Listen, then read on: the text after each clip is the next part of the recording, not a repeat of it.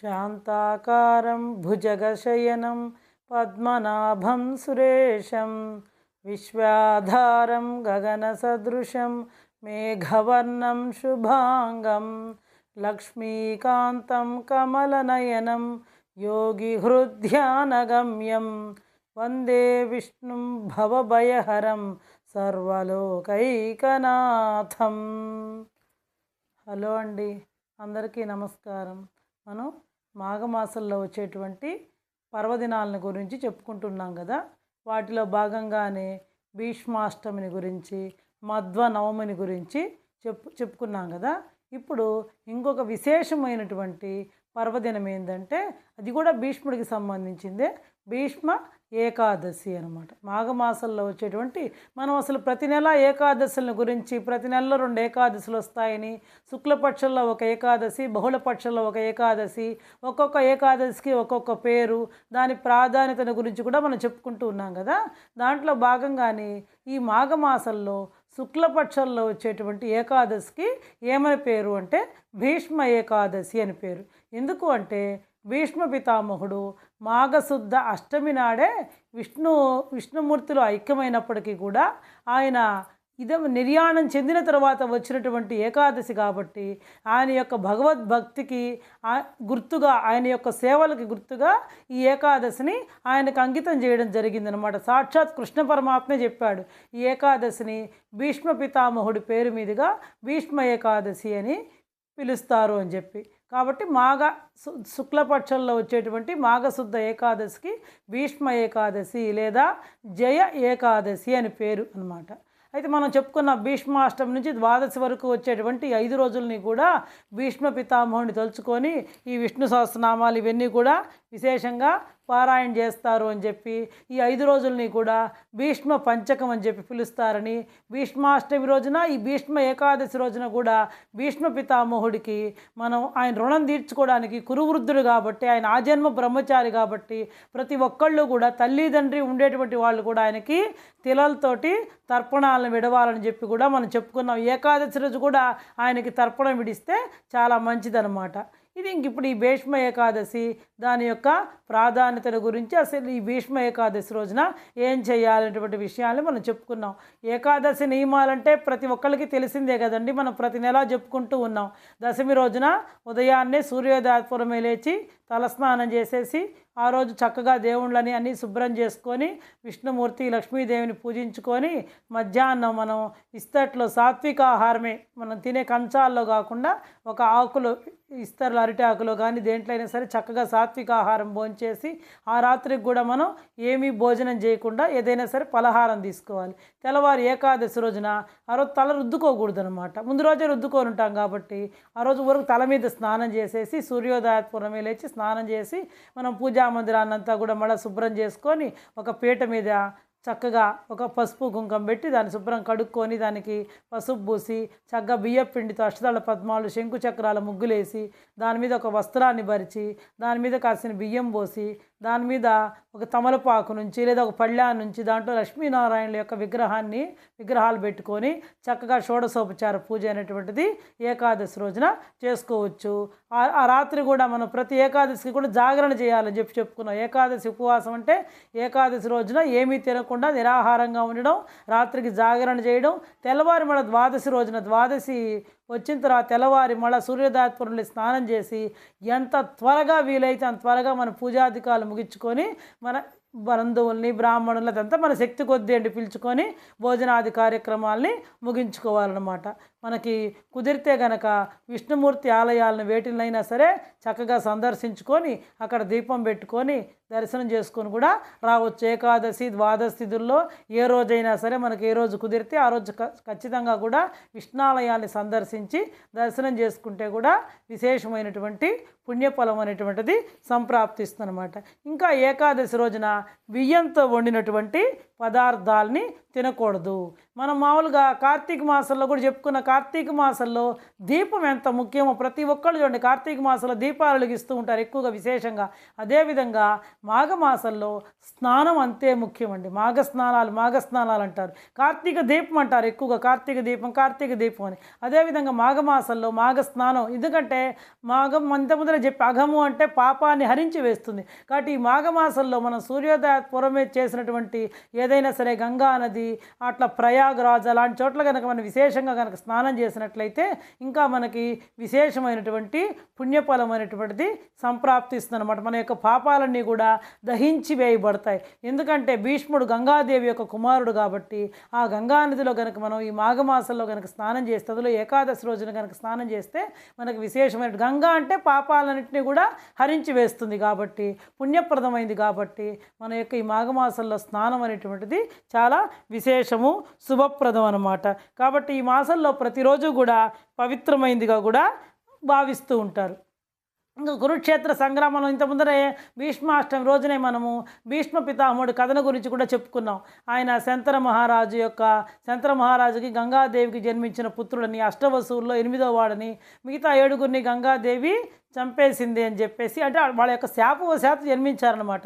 ఇవన్నీ కూడా అదేవిధంగా చేయబోతుంటే తండ్రి ఒప్పుకోలేదని, తర్వాత తల్లి ఈయన్ని పెంచి పెద్ద చేసి తండ్రికి అప్పగించి ఈయన అన్ని విద్యల్లో కూడా నిష్ణాతుడు అవుతాడనమాట. ఇంకా పెరిగి పెద్దవాడైన తర్వాత తన తండ్రి కోసం ఆయన యొక్క సుఖాన్ని, అంటే వివాహాన్ని అంతా కూడా త్యాగం చేసి, తన సుఖాలన్నింటినీ త్యాగం చేసి తండ్రికి వివాహం చేశాడు. ఎందుకంటే వాళ్ళు నీకు పుట్టే సంతానం కనుక రాజ్యానికి వస్తే ఎట్లా ఇబ్బంది అన్నారని చెప్పి భీషణమైనటువంటి ప్రతిజ్ఞ చేశాడనమాట. కాబట్టి ఆయన్ని అప్పటి నుంచి భీష్ముడు అన్నారని చెప్పి ఈ విషయాలన్నీ కూడా మనం ఇంతకు ముందరే చెప్పుకున్నాం.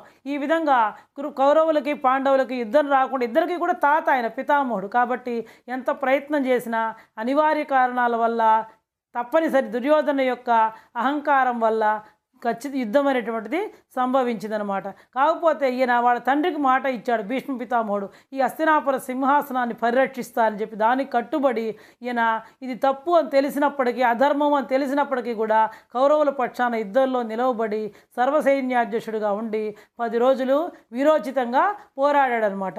చివరికి ఈయన యొక్క బాణ దాటికి తట్టుకోలేక పాండవులే పోయి భీష్మ పితామహుడిని అడిగారనమాట, తాత నువ్వు ఎలా మరణిస్తావు చెప్పండి. చూడండి ఆయనకి పాండవుల మీద ఎంత వాత్సల్యం ఉందో అంటే అప్పుడు ఆయన చెప్తాడు అంబ యొక్క వృత్తాంతం అంతా చెప్పి, ఆమె ఇప్పుడు శిఖండిగా ఆడజన్మ, ఇంతకుముందు ఆడజన్మ, ఇప్పుడు మగజన్మగా శిఖండిగా జన్మించింది.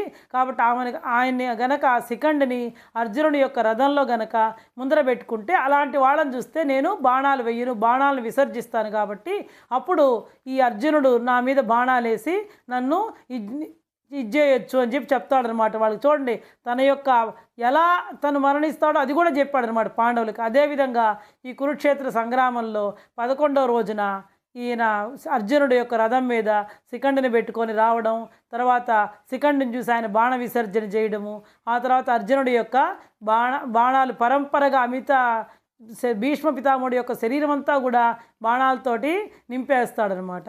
నింపేసిన తర్వాత అప్పుడు ఆయన పడిపోతాడనమాట. పడిపోయినప్పుడు అప్పుడు శ్రీకృష్ణుడు ఏం చెప్తాడంటే, అయ్యా ఆయన సామాన్య మానవుడు కాదు కాబట్టి ధర్మతత్పరుడు, కాబట్టి ఆయనకి బాణాలతోటే అంపశయ్యని ఏర్పాటు చేయి అంటే, ఆయన యొక్క శరీరం అంతా బాణాలు ఉంటాయి కదా, దానికి అట్లాగే అంపశయ్యని ఏర్పాటు చేసి దాని మీద ఉంటాడనమాట. ఎందుకంటే భీష్మ పితామహుడికి ఆయన ఎవరు చంపలేరు, ఎందుకంటే ఆయన స్వచ్ఛంద మరణం అనేటువంటి వరం ఉంది. ఎందుకంటే ఆయన తండ్రి అయినటువంటి శంతన మహారాజు ఆయన యొక్క సుఖాన్ని త్యాగం చేసి తండ్రికి వివాహం చేశాడు కాబట్టి ఆయన యొక్క పితృభక్తికి మెచ్చుకొని శంతన మహారాజు ఆయనకు ఒక వరాన్ని ఇచ్చాడనమాట.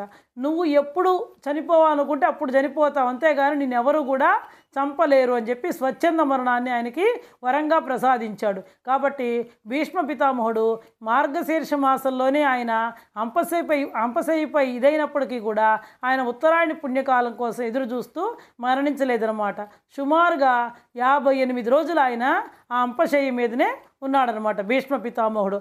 ఆ అంపశయ్య మీద ఉన్నప్పుడు ఒకరోజు శ్రీకృష్ణ పరమాత్మ యుద్ధం అయిపోయింది, పాండవులు గెలిచారు, అంతా అయిపోయింది. ఒకరోజున ఏం చేశాడంటే శ్రీకృష్ణ పరమాత్మ ఏం చేశాడు అంటే తీసుకొని పాండవులను వెంట పెట్టుకొని వీళ్ళతో పాండవులతో మాట్లాడుతూ ఉంటే ఉన్నట్టుండి ఆయనకి ఏదో గుర్తొచ్చిందనమాట.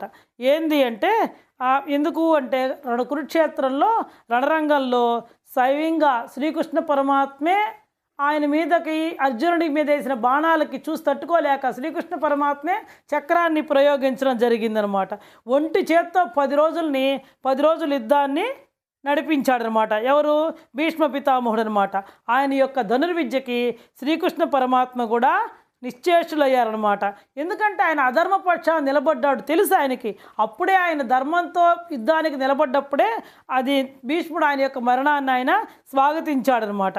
కాబట్టి పాండవులకి ఆయన ఏం చేశాడంటే అంపశయ్య మీద ఉన్నప్పుడే శ్రీకృష్ణ పరమాత్మ పాండవులు తీసుకొని వస్తే అప్పుడు ఆయన ఏం చెప్తాడంటే శ్రీకృష్ణ పరమాత్మ పాండవులన్నిటికీ కూడా రాజనీతి సూత్రాలని అన్నింటినీ కూడా బోధిస్తాడనమాట. అప్పుడే ఆయన ఈ విష్ణు సహస్రనామాల్ని తన ఎదురుగుండా ఉన్నటువంటి ఆ కృష్ణ పరమాత్మను చూస్తూ విష్ణు సహస్రనామాల్ని కూడా ధర్మరాజుకి ఉపదేశం చేస్తాడనమాట.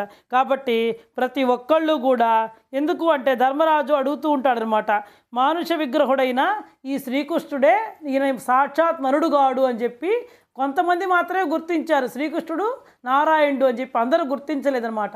అలా గుర్తించిన వాళ్ళల్లో ఈ భీష్మ పితామహుడు కూడా ఒకడు అనమాట. ఎందుకంటే ఆయన ఉత్తరాయణ పుణ్యకాలం కోసమే ఎదురు చూస్తూ గడిపాడనమాట. ఇంకా ఆయన విశ్వం విష్ణుర్వషట్కారో భూత భవ్య భవత్ ప్రభు అంటూ విష్ణు సహస్రనామాల్ని 1000 విధాలుగా కీర్తిస్తూ విశ్వ కళ్యాణం యొక్క కాంక్షతోటి మానవాళికి అందరికీ కూడా అందించాడనమాట. విష్ణు సహస్రనామాలను అందించినటువంటి వ్యక్తి ఎవరంటే భీష్మ పితామహుడు అనమాట. కాబట్టి ఈ మాఘశుద్ధ ఏకాదశిని భీష్ముని యొక్క సంస్మరణ దినంగా శ్రీకృష్ణుడు ఆయనకే కానుగ్గా ఇచ్చాడనమాట. కాబట్టి మాఘశుద్ధ అష్టమి తిథి రోజున ఈ భీష్మ పితామహుడి యొక్క ఆత్మ ఈ భౌతిక ప్రపంచాన్ని వీడి శ్రీకృష్ణ పరమాత్మలో లీనమైందనమాట. ఈ విధంగా ఈ మహాభారతం అనేటువంటి ఇతిహాసంలో ఒక మహామహుని యొక్క భీష్మ పితామహుని యొక్క ప్రస్థానం ఈ విధంగా ముగిసిందనమాట. చూడండి, భీష్మ నిర్యాణం జరిగి ఎన్ని సహస్రాబ్దాలు గతిస్తున్నా కూడా ఆయన ప్రవచించినటువంటి ఆయన చెప్పినటువంటి విష్ణు సహస్రనామ స్తోత్రం ఇప్పటికీ కూడా భాగవతుల యొక్క రసాగ్రాలపై వర్తిస్తూనే ఉందన్నమాట. ఆయన యొక్క దివ్యవాణి విశ్వవ్యాప్తమై ప్రతిధ్వనిస్తూనే ఉంది. కాబట్టి ఈ భీష్మ ఏకాదశి రోజున ప్రతి ఒక్కళ్ళు కూడా విష్ణు సహస్రనామాన్ని పఠించాలి. ఖచ్చితంగా ఆ రోజు కుదిరినటువంటి వాళ్ళు 3 సార్లు విష్ణు సహస్రనామాన్ని పఠిస్తే విశేషమైనటువంటి, ఎందుకంటే భీష్మ పితామహుడు అందించిన తర్వాత వచ్చినటువంటి ఏకాదశి కాబట్టి దీన్ని విష్ణు సహస్రనామ జయంతిగా కూడా చెప్తూ ఉంటారు చాలామంది. కాబట్టి ఈ విష్ణు సహస్రనామ పఠనం వల్ల మనకేం కలుగుతుందంటే సర్వ దుఃఖహరణం అవుతుంది, సకల శుభకరణం అన్నమాట. కాబట్టి ఆ నామావళిలోనేటువంటి ప్రతి అక్షరం కూడా దైవస్వరూపమే, ప్రతి నామము కూడా మహామంత్రమే. కాబట్టి ఆ విష్ణు సహస్రనామం అనేటువంటిది అజరామరం అన్నమాట. భీష్ముడు పరమపదం చేరినటువంటి మాఘశుద్ధ అష్టమిని భీష్మాష్టమిగాను, మాఘశుద్ధ ఏకాదశిని భీష్మ ఏకాదశిగాను మన హిందువులందరూ కూడా జరుపుకుంటూ ఉంటారనమాట. ఈ విధంగా అంపశయ్యపై ఉండి కూడా ఆయన విష్ణు సహస్రనామాన్ని పాండవులకు అనేక రాజనీతి సూత్రాలని ధర్మాలని సూక్ష్మ ధర్మాలని అన్నింటినీ కూడా శ్రీకృష్ణ భగవానుడు భీష్ముడి చేత పాండవులకి ఉపదేశం చేయించాడనమాట. ఆ సమయంలో ద్రౌపది అడిగింది, తాత నువ్వు ఇన్ని ధర్మాలు చెప్తున్నావే, ఆ రోజున నన్ను నడి సభలో కౌరవులు వస్త్రాపహరణం చేస్తున్నప్పుడు నువ్వేం మాట్లాడలేదే మరి అని అడిగితే అప్పుడు ఆయన చెప్తాడనమాట, అమ్మా అది తప్పే, నేను తప్పని చెప్పాను కానీ నిర్జించలేకపోయాను. దానికి కారణం ఏంది అంటే నేను వాళ్ళ ఉప్పు తింటున్నాను. కౌరవుల యొక్క సింహాసనాన్ని పరిరక్షిస్తాను, కురుసింహాసనాన్ని పరిరక్షిస్తానని నా తండ్రికి మాట ఇచ్చాను. నేను దాని ప్రకారమే నేను దాన్ని కట్టుబడి నేను ఏమీ చేయలేకపోయాను, వాళ్ళని ఎదిరించలేకపోయాను. కాబట్టి ఆ పాపం వల్లే నేను ఈ 58 రోజులు ఈ అంపశయ్య మీద ఉండాల్సి వచ్చింది. కాబట్టి ఆ పాపాన్ని ఈ విధంగా అనుభవించాను, నా పాపం తీరిపోయింది.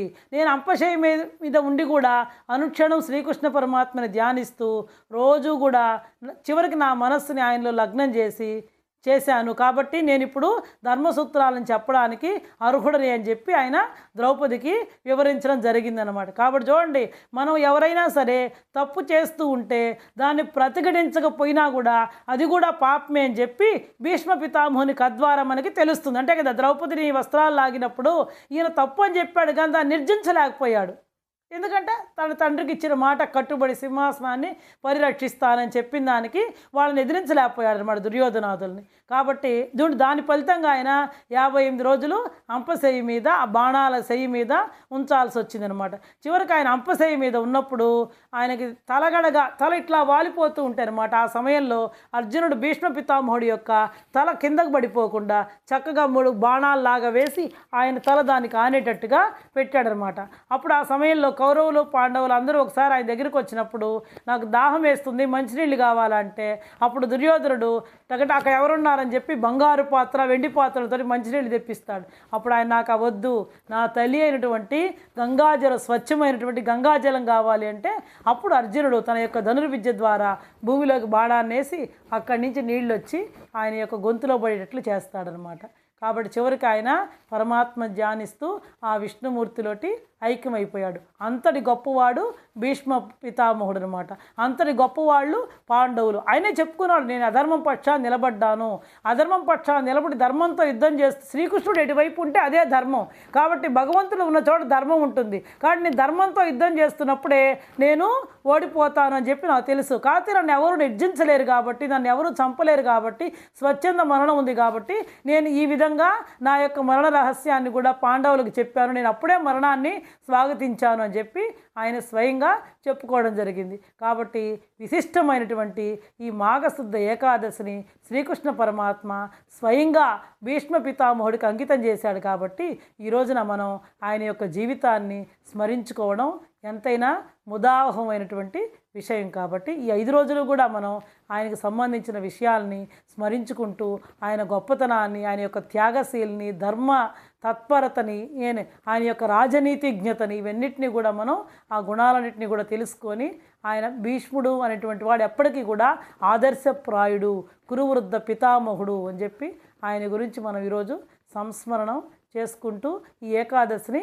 ఆయనకు అంకితం చేస్తున్నాం. కాబట్టి ఈ రోజున ప్రతి ఒక్కళ్ళు కూడా ఖచ్చితంగా విష్ణు సహస్రనామాల్ని పఠించండి, భగవద్గీతని పఠించండి. ఎందుకంటే ఈ కురుక్షేత్ర సంగ్రామం మొదట్లోనే కదా భగవద్గీతను కూడా కృష్ణ పరమాత్మ అర్జునుడికి ప్రబోధించింది. కాబట్టి చక్కగా ప్రతి ఒక్కళ్ళు కూడా మీకు ఎవరికి ఏది వీలైతే కనీసం ఒక్కసారైనా సరే విష్ణు సహస్రనామాన్ని ఖచ్చితంగా ప్రతి ఒక్కళ్ళు కూడా పఠించండి. అసలు మాకు ఏమీ రాదు, మేము పఠించలేము అనుకునేటువంటి వాళ్ళైనా సరే కనీసం శ్రీరామ రామ రామేతి రమే రామే మనోరమే సహస్రనామ తత్తుల్యం రామనామ వరాననే ఈ మంత్రాన్ని 3 సార్లు అయినా సరే జపించండి ఖచ్చితంగా. సరేనండి.